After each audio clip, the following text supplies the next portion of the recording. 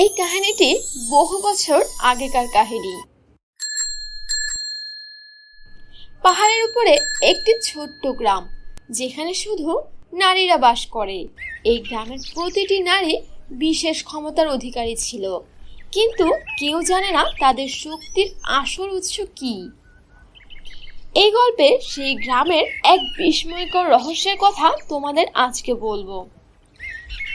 একটি সুন্দর পাহাড়ি গ্রাম, সবুজ বনভূমির মাঝে ছোট ছোট কুঁড়ে ঘর। সেখানে মেয়েরা রঙিন পোশাক পরে কাজ করছে, হাসছে আর গল্প করছে। তাদের দিনগুলো যেন খুবই ভালো কাটছে। একদিন গ্রামের প্রবেশদ্বারে এক রহস্যময় তরুণী এসে দাঁড়ায়। সেই তরুণীটির নাম ছিল নীরা। নীরা দেখতে ছিল খুবই সুন্দর।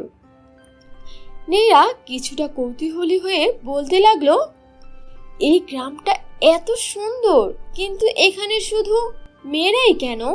এখানে তো আমি আশেপাশে কোথাও কোনো ছেলে মানুষ বা পুরুষ মানুষ দেখতেই পেলাম না। এটার কাহিনী কি? আমি তো কিছুই বুঝতে পারলাম না। গ্রামের প্রধান পরী নীরার সামনে এসে দাঁড়ায় আর নীরাকে বলে, তুমি বহিরাগত। এখানে যারা আসে তাদের গল্প শুনতে হয়, তারপর ঠিক হয় তারা এখানে থাকতে পারবে কিনা। তুমি চাইলে এখানে থাকতে পারবে না, বুঝতে পেরেছো? আমি তো শুধু আশ্রয় চাইছি, আমাকে কি একটু আশ্রয় দেওয়া সম্ভব না? তাহলে এসো, আমাদের গ্রামের নিয়ম তোমাকে মানতে হবে, সবকিছু তোমাকে বুঝিয়ে দেওয়া হবে। যদি তোমার কোনো ধরনের সমস্যা না হয় এসব মানতে, তাহলে তুমি থাকতে পারো নির্দ্বিধায়। নীরা গ্রামের ভেতরে আসে। সে দেখে মেয়েরা সুন্দর সুন্দর কাপড় তৈরি করছে, যেন এগুলো কোনো সাধারণ কাপড় নয়। কাপড়গুলো ঝকঝকে ছিল আর দেখতে ভীষণ সুন্দর ছিল। নীরা গ্রামের জীবনযাত্রার সাথে পরিচিত হয়। সে দেখে মেয়েরা এক ধরনের বিশেষ রঙিন কাপড় তৈরি করছে, যা উজ্জ্বলভাবে জ্বলজ্বল করছে।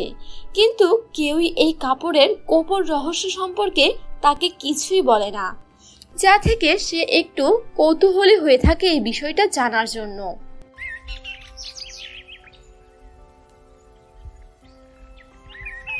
নীরা একদিন এক বয়স্ক মহিলার কাছে যায় এবং তাকে গিয়ে বলে, কাকিমা, ও কাকিমা, এই কাপড়গুলো কেন এত উজ্জ্বল? আর এই কাপড়গুলো দিয়ে কি করা হয়? এগুলো তো কোনো সাধারণ কাপড় মনে হয় না আমার কাছে। এগুলোর কি কোনো গোপন রহস্য আছে নাকি? তোমরা যদি তোমাদের নাম দিয়ে গল্প বানাতে চাও, তাহলে ঝটপট কমেন্টে তোমাদের নামটি লিখে জানাও। এটা আমাদের গ্রামের বিশেষত্ব। তুমি একটু ধৈর্য ধরো, একদিন সব বুঝতে পারবে। কেবল তো এখানে এলে, কিছুদিন থাকো, দেখো সবই বুঝে যাবে। এর জন্য আর কাউকে জিজ্ঞেস করার কোনো প্রয়োজন হবে না তোমার। নীরা কিছুটা হতাশ হয়ে গেল। সে বুঝতে পারলো যে তাকে এই কাপড়ের রহস্য কেউ বলবে না, তাকে একাই এসব উদ্ঘাটন করতে হবে। এরপর সেই বয়স্ক মহিলাটা সেখান থেকে চলে যায়। নীরাও মন খারাপ করে তার বাড়িতে চলে যায়। এভাবে দিন চলছিল। সেখানে দিনগুলো বেশ সুন্দর কাটে সবার, কিন্তু নীরা তো বেশ চিন্তার মধ্যেই দিন কাটায়। একদিন গ্রামে একটি বিশেষ উৎসব হয়।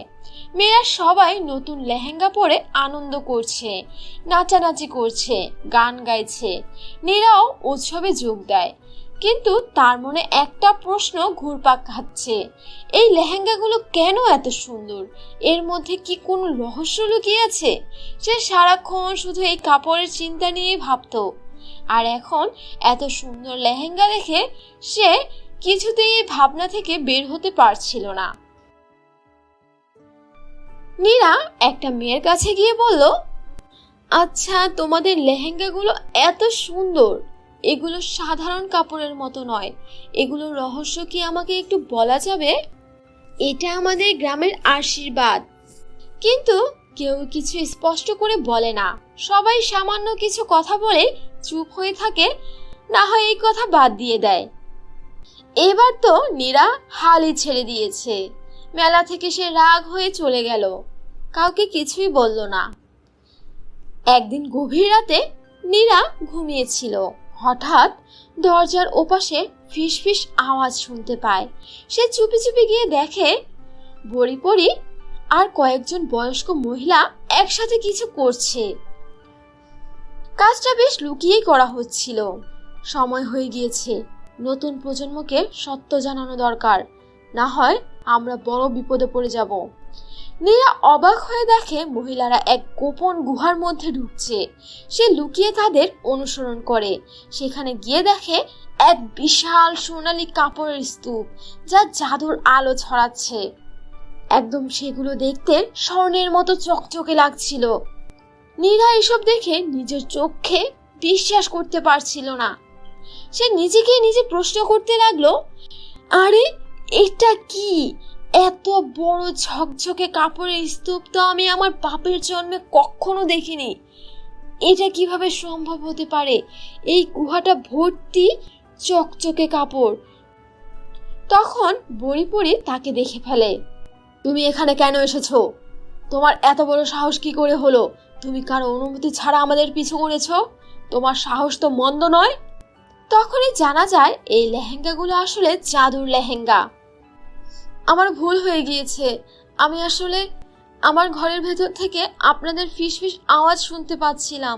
আমার কিছুটা গড়বড় মনে হয়েছিল, আর আমি বাহিরে এসে দেখি আপনারা কি যেন বলাবলি করছেন। আমার কাছে বিষয়টা রহস্যজনক মনে হয়েছে, এই কারণে আমি আপনাদের পিছু করেছি আর এখানে পৌঁছেছি। আমাকে মাফ করে দিন। আমার আপনাদেরকে বলেই এখানে আসা উচিত ছিল। আমার অনেক বড় ভুল হয়ে গিয়েছে। নীরা সেদিন জানতে পারে এই কাপড়গুলো কোনো সাধারণ কাপড় নয়, এগুলো জাদুর শক্তি ধারণ করে। কিন্তু সেই শক্তি কেবল ভালো কাজে ব্যবহার করা যায়। যে কেউ এই শক্তি ব্যবহার করতে পারবে না। এই লেহেঙ্গা যে পরে সেই অসম্ভব সুন্দর হয়ে যায়, কিন্তু এটি শুধুমাত্র সত্যিকারে ভালো হৃদয়ের মানুষের জন্য। যে কেউ এই লেহেঙ্গাটা সঠিক ব্যবহার করতে পারবে না, কারণ সবাই সৎ মনের মানসিকতা নিয়ে বাঁচে না দুনিয়াতে। নীরা বিস্মিত হয় এবং ভাবে এই শক্তির অপব্যবহার হলে কি হতে পারে।